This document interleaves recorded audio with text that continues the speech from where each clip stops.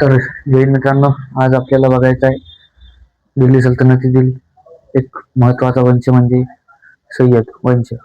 सय्यद वंशाबद्दल बोलायचं झालं तर सय्यद वंश भारतात कसा आला, का आला, कुठून आला याच्याबद्दल बोलायचं झालं तर सर्वप्रथम त्याची पार्श्वभूमी आज आपण बघणार आहोत. तर त्याची पार्श्वभूमी थोडीशी मोठी आहे. तर सर्वात प्रथम आपल्याला सय्यद वंशाच्या स्थापनेबाबत एक आपल्याला म्हणता येईल आक्रमणकारी हा माहीत असावा. तो आक्रमणकारी म्हणजे तैमूर. जेव्हा तैमूर हा एक तुर्क मंगोल आक्रमणकारी होता. तर बघा,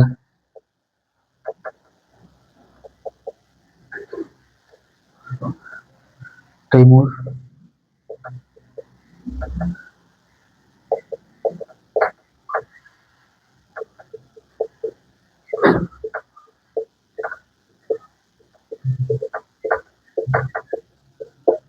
तुर्क मंगोल आक्रमणकारी याने जवळपास 1398 त्या जवळपास भारतावरती आक्रमण केले. जर त्यावेळेस बघायचं झालं तर भारतात तुघलकांचे शासन होते. जर बघायचं झालं तर त्यावेळेसचे जे तुघलकांचे शासन होते याच्यामध्येच तुघलकांच्याच घरामध्ये वादविवाद चालू होते शासनाबद्दल, की गादी माझी गादी तुझी असे वाद चालू असताना या तैमूरने भारताकडे आक्रमण केले. जर बघायचं झालं तर हा 1398 मध्ये हा सिंधू नदीच्या अलीकडे आला. म्हणजे 1398 मध्ये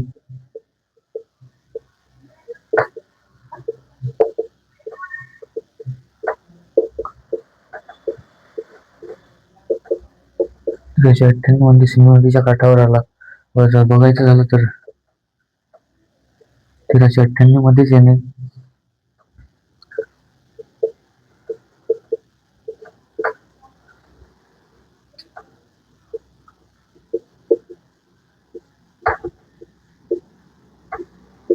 मुलताना प्रदेश जिंकला. मुलताना प्रदेश जिंकल्यानंतर तैमूरने त्याचा नातू पीर मोहम्मद याला जवळपास 30,000 सैन्यासोबत दिल्लीकडे रवाना केले.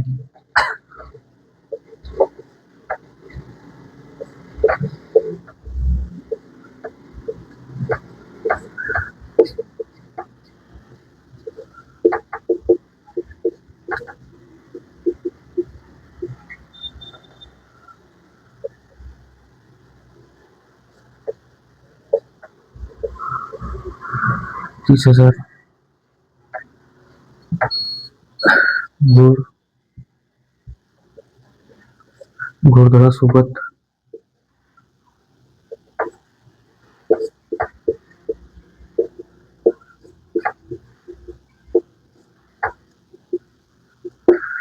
दिल्लीच्या दिशेने रवाना केले व त्याच्याच पाठीमागे हा जवळपास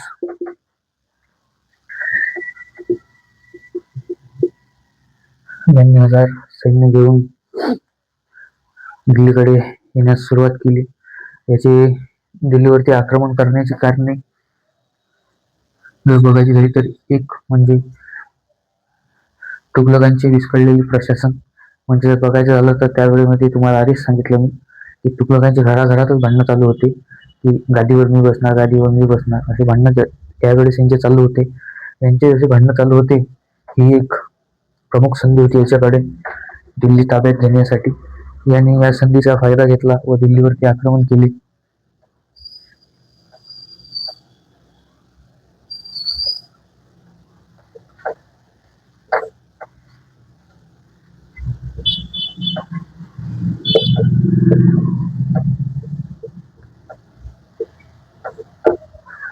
तुघलकांचे विस्कळलेले प्रशासन व दुसरं कारण बघायचं झालं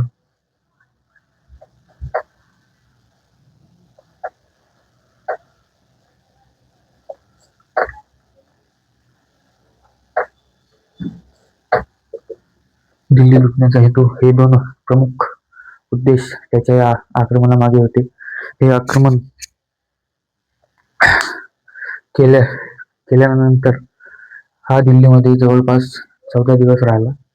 याने 14 दिवसामध्ये खूप लूट केली व तैमूर हा परत जाऊ लागला. जेव्हा याने दिल्लीवरती आक्रमण केले, हा 14 दिवस दिल्लीमध्ये राहिला.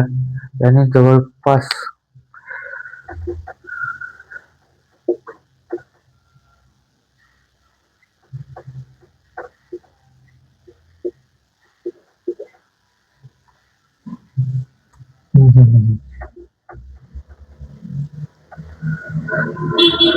एवढे यांनी नागरिकांचे, सैन्याचे कत्तल केले. जर बघायचं झालं तर त्यावेळेसच्या लोकसंख्येच्या अनुषंगाने हे याने केलेली खूप मोठी पसरवलेली अराजकता होती. तर हे केल्यानंतर त्याने दिल्ली लुटली व परतीला निघाला. हा याच्या प्रदेशामध्ये वापस गेला. बट इथे हा त्याचा एक शासक सोडून गेला. शासक म्हणजे जर बघायचं झालं तर दिल्ली या प्रदेशावरती नियंत्रण ठेवण्यासाठी हा इथे खिजर खान याला सोडून गेला. जर खिजर खान बद्दल बोलायचं झालं तर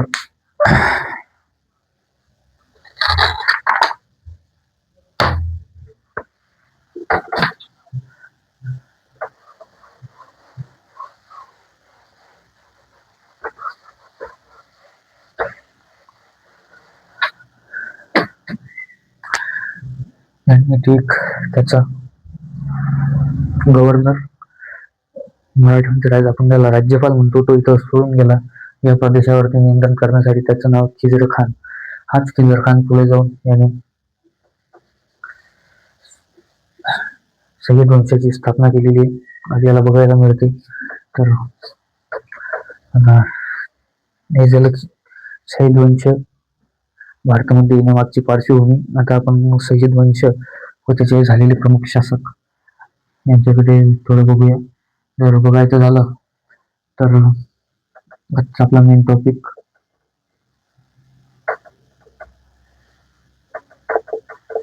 सय्यद वंश. सय्यद वंशाने 1414 ते 1451 पर्यंत, इसवी सन 1451 पर्यंत आपल्याला दिल्ली सल्तनतीवरती राज्य केलेले बघायला मिळते. तर पहिला शासक बघायचा झाला तर पहिला शासक खिजर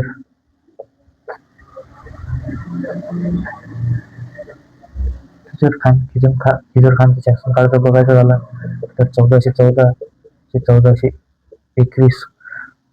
जर याच्याबद्दल आणखी सांगायचं झालं तर तैमूरचा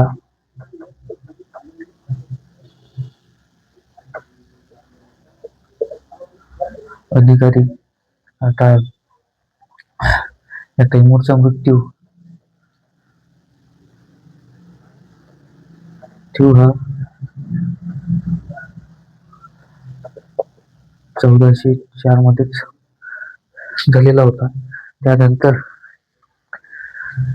खिजर खानने सय्यद वंशाची स्थापना केलेली आहे. तर बघा, तैमूरचा अधिकारी व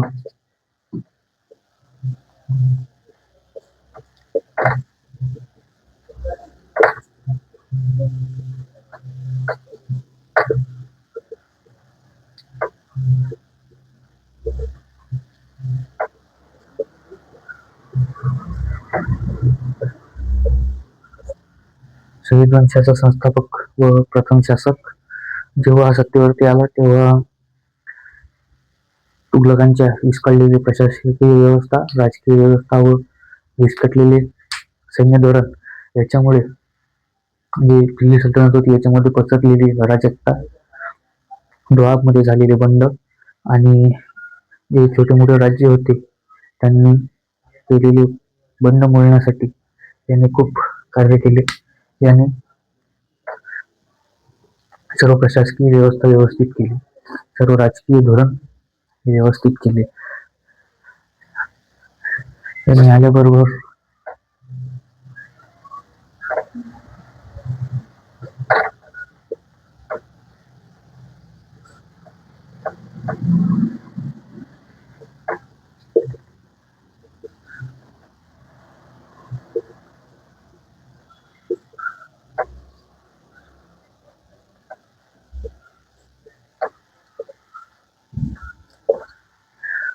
सुधारणा केल्या.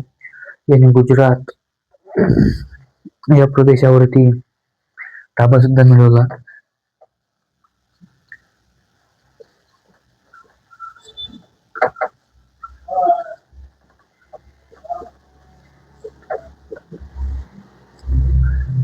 प्रदेशावरती ताबा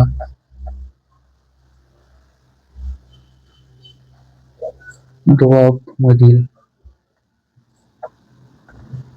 बंड मोडणी. जर बघायचं झालं तर या दोआब मधील बंड मोडणीमध्ये याला जसे पाहिजे तसे यश मिळालेले नव्हते. काहीच जे शासक होते ते याच्या हाताखाली आलेले होते. जे हा झाला याचा शासनकाळ. तर याचा मृत्यू बघायचा झाला तर याचा मृत्यू 20 मे 1421 मध्ये झालेला आहे. तर मृत्यू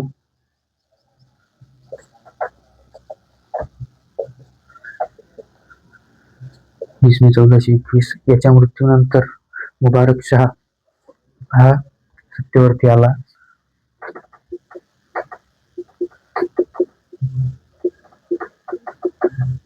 मुबारक शहाचा शासनकाळ 1421 ते 1435 इसवी सन हा आहे. कुठं कुठं तुम्हाला याचा उल्लेख 1435 ऐवजी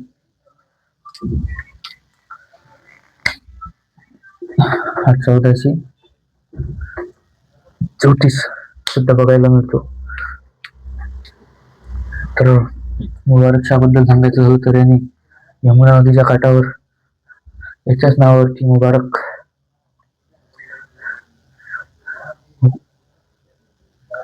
नदीच्या काठावरती मुबारकाबाद नावाच्या शहराची स्थापना केली.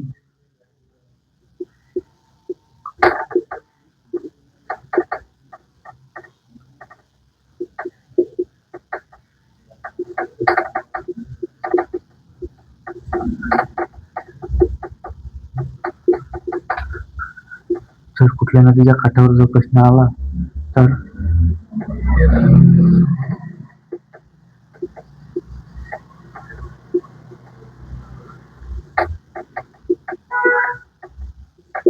यमुना नदीच्या काठावर यांनी बठिंडा यांचं बघायचं झालं तर यांनी याच्या शासन काळामध्ये केलेले प्रमुख कार्य म्हणजे बठिंडा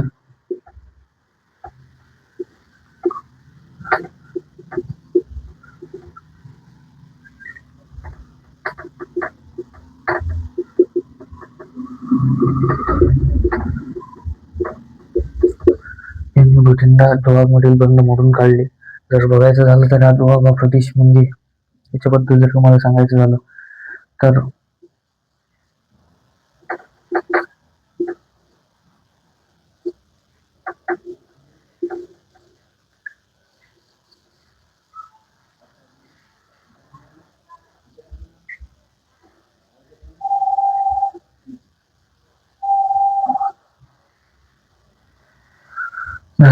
दोआब या प्रदेशाबद्दल बोलायचं झालं तर हा शासन जवळपास आपला आहे इंडियन. तर दोआब बद्दल बोलायचं झालं तर प्रामुख्याने हा प्रदेश इतकं खाली न येता हा प्रदेश. जर बघायचं झालं गंगा नदी इथून अशी जाते. जर गंगा नदीच्या रेतीच्या गाळाने सुपीक झालेला प्रदेश म्हणजे हा. जर बघायचं झालं तर उत्तर प्रदेश, मध्य प्रदेश जवळपास बहुतांश भाग याच राज्यांचा येतो. हा गंगा नदीचा दोआब. याच्यावर जे बंड झाले होते तुघलकांच्या शासनकाळामध्ये, तुघलकांच्या चुकीच्या नीतीमुळे ते बंड यांनी मोडून काढले व सर्व व्यवस्थित त्याच्या प्रशासन करण्यास सुरुवात केली. याचे प्रशासन सुरू झाले. जर बघायचं झालं तर याने अजून केलेली एक महत्वाचे काम तर सिरहिंदच्या शासकाला खंडणी देण्यास भाग पाडले.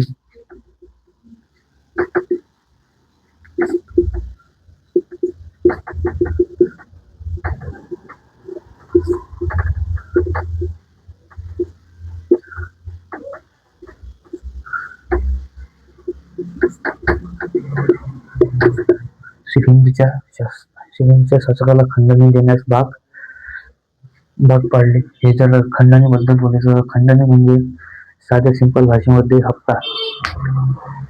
मी तुला काहीच करणार नाही, तुझ्या राज्यावरती हल्ला करणार नाही, तुम्हाला एवढे एवढे पैसे पाठवून द्यायचे.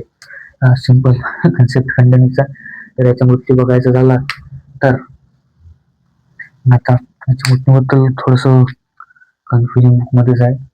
कोणाचं याचा मृत्यू जवळपास 1435 किंवा 1434 हा धरला जातो. याच्यामध्ये जर प्रामुख्याने बघायला गेलं तर मोस्ट ऑफ दी बुकमध्ये 1434 हा धरला जातो. जर विचारल्यास ऑप्शनमध्ये जर 1434 उपस्थित असले 34 करावे, नसल्यास तर जे असेल ऑप्शनमध्ये ते करून टाकाय. तर याचा मृत्यू झाल्यानंतर यांच्या या सय्यद वंशामध्ये कुठलाही जोरदार किंवा चांगला शासक येऊ शकला नाही.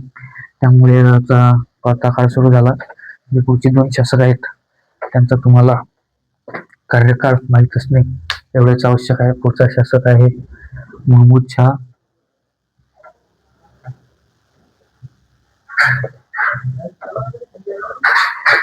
महमूद शाह बद्दल बोलायचं झालं तर याचा शासनकाळ 1434 किंवा 35 ते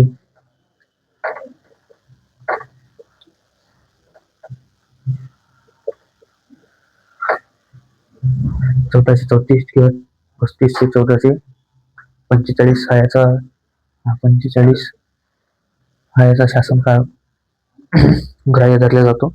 तर याच्या शासनकाळामध्ये याने काहीच केले नाही. सत्तेवरती आला, आराम केला व मरण पावला.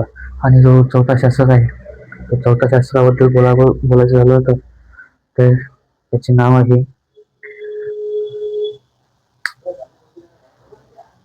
अलाउद्दीन. चौथ्या शासकाचे नाव अलाउद्दीन आलम शाह. अलाउद्दीन आलम शाह याचा शासनकाळ 45 ते 51.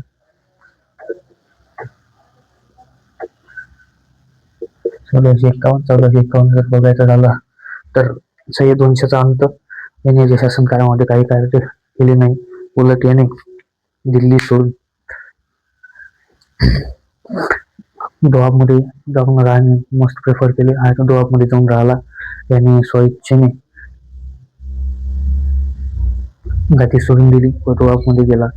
शासन आणि जर बघायचं झालं तर त्या या निर्णयामुळे सय्यदांचे शासन, प्रशासन व सैन्य धोरण सर्व विस्कळले.